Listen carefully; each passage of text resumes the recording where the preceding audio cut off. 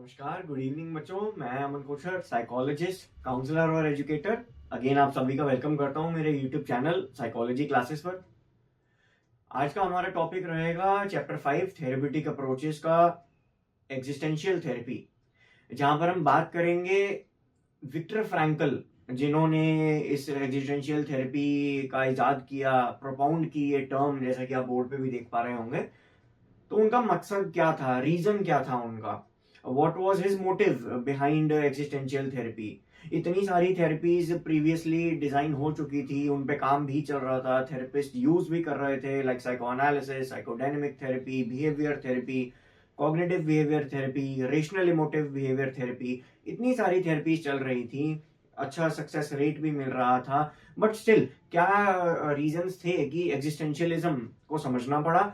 And उसके बाद हम बात करेंगे कार्ल रॉजर्स की पर्सनल सेंटर्ड थ्योरी, जो कि मेरे नेक्स्ट वीडियो या नेक्स्ट वीडियो लेक्चर में अपलोड की जाएगी। आज हम बात करेंगे बच्चों एग्जिस्टेंशियलिज्म के बारे में या एग्जिस्टेंशियल थेरेपी के बारे में। चैनल को सब्सक्राइब करना ना भूलें। वीडियो शुरू करने से पहले मेरी बस ये रिक्वेस्ट रहती है कि आप सभी मेरे चैनल को जिस तरीके से सपोर्ट कर रहे हैं, मैं देख पा रहा हूँ यूट्यूब पे किस तरीके से आप सब लोग, बच्चे, खासकर स्टूडेंट्स जो मेरी videos on a regular basis देखते हैं। मैं चाहूंगा कि आप मेरे प्रीवियस लेक्चर्स भी देखें, जहां पर मैंने चैप्टर 1, 2, 3 एंड 4 कवर किया है थोरो सीरीज ऑफ लेक्चर्स के साथ। मेरे यूट्यूब चैनल पर आपको वो कंप्लीट प्लेलिस्ट अवेलेबल हो जाएगी एंड आप जाके देख सकते हैं कि इन डिटेल मैंने लॉन्ग वीडियो फॉर्म लेक्चर्स में भी इन थेरेपी लेक्चर्स को प्रोवाइड किया है। साइकोलॉजिस्ट पॉइंट ऑफ व्यू के, एक काउंसलर के तरीके से मैंने रियल लाइफ एग्जांपल्स, इंसिडेंट्स भी दिए हैं। तो स्टार्ट करते हैं बच्चों आज की वीडियो। एग्जिस्टेंशियल थेरेपी एक्चुअल में है क्या, या इसका क्या बेसिस है। एग्जिस्टेंशियल थेरेपी विक्टर फ्रैंकल, एक न्यूरोलॉजिस्ट, एक न्यूरोलॉजिस्ट और साइकियाट्रिस्ट, जैसा आपकी एनसीईआरटी बुक्स में भी मैं देख पा रहा हूं, जिन्होंने एक टर्म डिवाइस किया था, कॉइन किया था, ऑफ लोगोथेरेपी। नाउ अब यहां पर ये लोगोथेरेपी दो वर्ड्स का कॉम्बिनेशन है, जिसमें लोगो का मतलब होता है सोल, जैसा कि अगेन आपकी एनसीईआरटी बुक्स में लिखा हुआ है, ये ग्रीक वर्ड है फॉर द सोल। और यहाँ पे लोगोथेरेपी का मतलब होता है the treatment for the soul. अब सोल को अगर लिंक किया जाए तो सोल समझ में आती है भाई आत्मा, ठीक। तो आत्मा हमारी कहाँ रिसाइड करती है, इनसाइट, यानी कि हमारे अंतर मन में एक सोल है, जो कि हमें एक साइकोडायनेमिक फोर्स, जैसा सिगमंड फ्रॉइड ने भी बताया कि एक इंस्टिंक्ट फोर्स आता है, एक लिबिडो होता है। अब वो उन्होंने टर्म दिया उसको लिबिडो का, बट यहाँ पर डिफरेंट टर्मिनोलॉजीज के अकॉर्डिंग सोल को डिफाइन किया जा रहा है। विक्टर फ्रैंकल ने कहा कि ये लोगोथेरेपी, यानी कि it is not the treatment of the past, it is not the treatment of the future और एनीथिंग एल्स, कोई behaviour, it is the treatment for the soul, कि कहाँ से इसका रूट कॉज बन रहा है। जो भी आप एक्शंस कर रहे हो, जो भी आपके प्रेजेंट मोमेंट में कंडीशंस हैं, उसका रूट कॉज, उसकी जड़ क्या है, तो वो पता चली कि जी हर ह्यूमन बीइंग में एक सोल होती है और सोल ही उसका एक कॉजल इफेक्ट बन सकता है। तो यहां पर ये एक फिलोसफिकल अप्रोच है, जो कि बात करती है क्योरनेस के बारे में नहीं, बल्कि लोगों को उन्हीं की अवेयरनेस को थोड़ा सा और इंक्रीज करने में। इस चीज को, इस टॉपिक को, इस पॉइंट को थोड़ा ध्यान से समझते हैं, एक थोरो रीडिंग करते हैं। It is a philosophical approach that is not designed to cure people. बहुत सी टेक्स्ट बुक्स में ऐसा लिखा भी गया है कि ये क्योरनेस के लिए नहीं है। ऑब्वियसली थेरेपीज जो होती हैं वो आपको क्योर नहीं करती हैं, बट अब यहां पर एक थॉट क्या पैटर्न बन सकता है कि अगर हमें क्योर का मतलब होता है ठीक, लोग उसको डायरेक्टली लिंक कर देंगे। तो अगर हमें थेरेपी क्योर ही नहीं कर रही है, ठीक ही नहीं कर रही है, तो हमें थेरेपिस्ट के पास जाने की जरूरत ही क्या है, ठीक।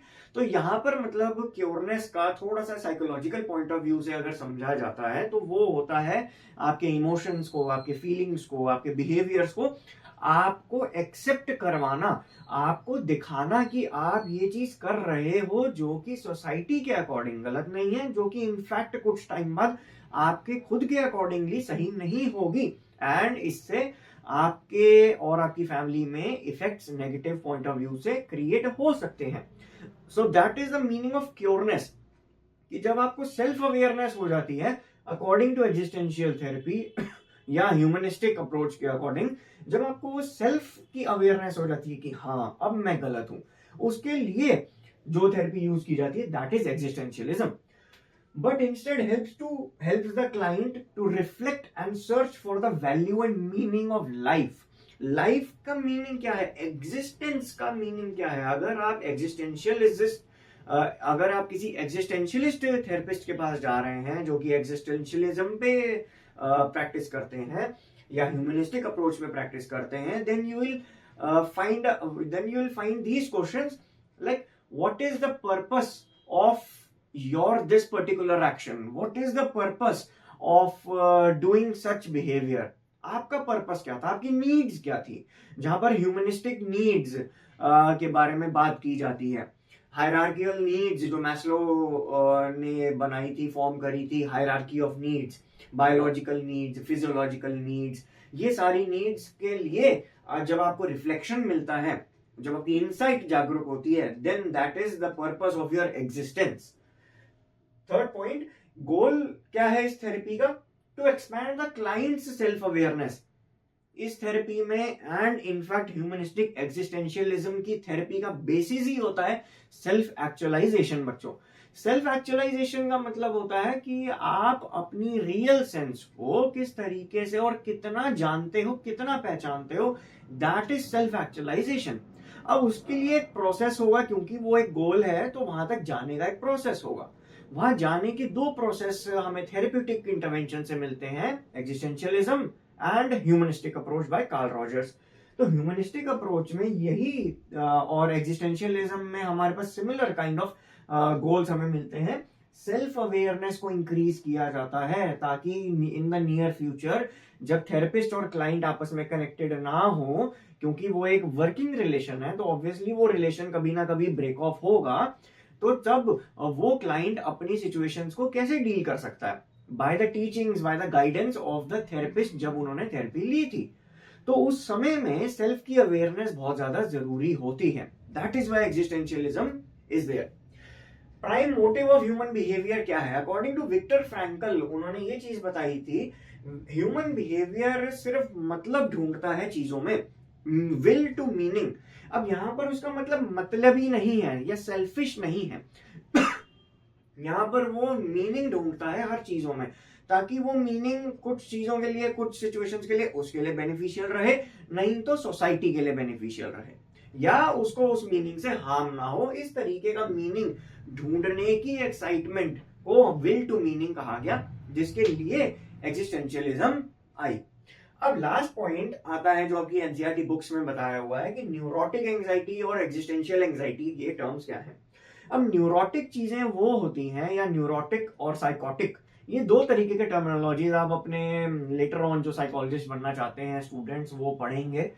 जो न्यूरोटिक्स होते हैं, यहां पर आपका रियल सोसाइटी से, रियलिटी से डिसोसिएशन नहीं होता, as in the case of schizophrenia या डेल्यूजन्स या हेलुसिनेशंस, जहां पर आपको आवाजें सुनाई देती हैं, कोई फुसफुस कर रहा है, कान में सुनाई दे रहा है, कहीं आपको पता चल रहा है कोई दो लोग मेरे बारे में बात कर रहे हैं, एक डेल्यूजन है ना, तो एक हेलुसिनेशन. ये चीजें न्यूरोटिक केसेस में नहीं होती हैं. अगर होती हैं तो रेयर केसेस या बहुत ही सिवियर केसेस में वो चीज देखी जाती है. Anxiety, the fear of the unknown.